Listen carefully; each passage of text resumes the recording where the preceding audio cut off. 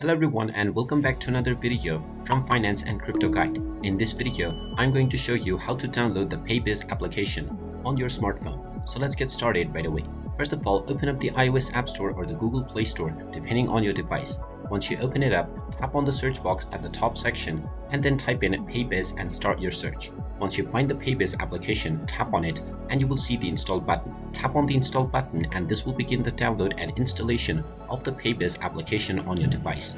Just wait for a while until the installation is completed, and when you see the open button, you can tap on it to open up the Paybis app. Once you open it up, you can proceed with logging in to your existing account or signing up to create a new one in order to start using Paybis on your device right away. And there you have it. That is how easy it is to download and install the Paybis application on your smartphone. If you find this video helpful, make sure you hit that like button and subscribe to our channel if you haven't done so already.